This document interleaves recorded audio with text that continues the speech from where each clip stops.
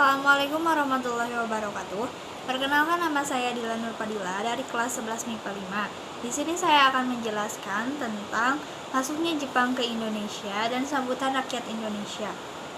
Yang pertama yaitu masuknya Jepang ke Indonesia. Jepang menyerang Indonesia untuk menunjang industri di Jepang. Karena Indonesia memiliki sumber daya alam yang sangat melimpah. Di antaranya sumber daya yang alam dapat diperbarui dan tidak dapat diperbarui. Nah, Jepang yaitu menganut ideologi pasisme. Nah, pasisme ini adalah kekuasaan di bawah satu tangan atau diktator ataupun otoriter yang dipimpin oleh Kaisar Hirohito pada tahun 1926 sampai 1989. Serta Jepang pun menganut nasionalis kaufinistik, yaitu rasa cinta tanah air yang berkelebihan dan memandang bangsa lain itu rendah. Nah, Italia dan juga Jerman menganut nasionalis kaufinistik. Italia pada tahun 1922 dan Jerman pada tahun 1933. Masuknya Jepang ke Indonesia yaitu pada Januari 1942, yaitu di Ambon, Maluku. Selanjutnya pada 12 Januari 1942 mereka datang ke Tarakan, Kalimantan Utara, Balikpapan, Kalimantan Timur, Pontianak, Kalimantan Barat, hingga Sumatera.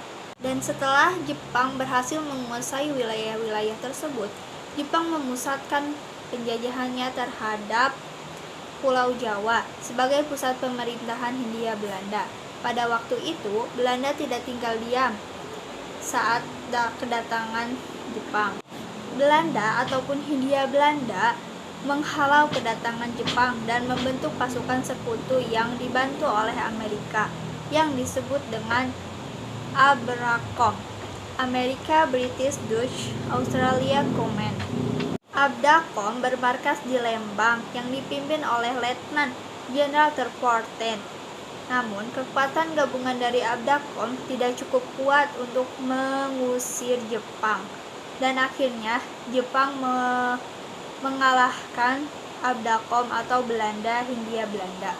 Selanjutnya, di Angkatan Laut, Jepang berhasil mengalahkan pasukan gabungan Belanda dengan Inggris yang dipimpin oleh Laksamana Karel Doorman.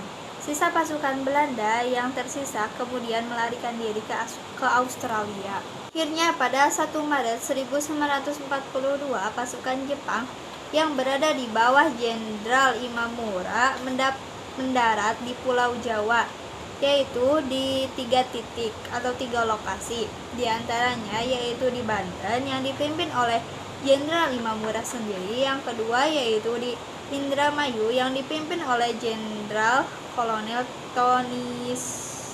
Tonisori, yang ketiga yaitu Bojonegoro yang dipimpin oleh Maijen Tsuchihashi.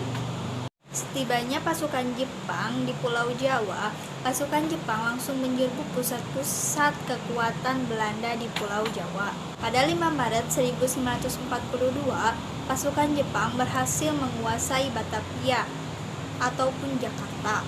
Kemudian disusul dengan jatuhnya Boitenzorg atau Bogor dan kota-kota lainnya ke tangan pasukan Jepang. Pada 8 Maret 1942, secara terpaksa Jenderal Terporten mendatangani penyerahan tanpa bersyarat kepada pasukan Jepang.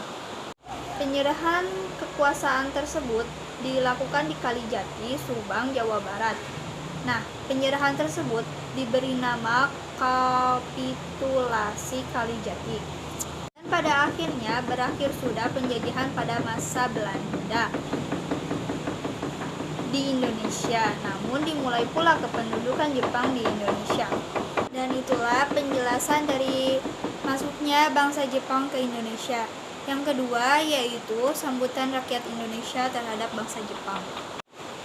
Pada saat kedatangan Jepang ke Indonesia disambut dengan sukacita oleh bangsa Indonesia, serta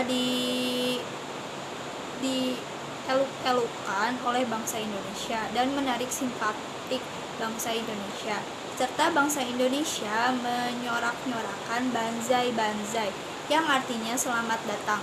Sikap-sikap tersebut terjadi akibat adanya ramalan dari Jayabahaya.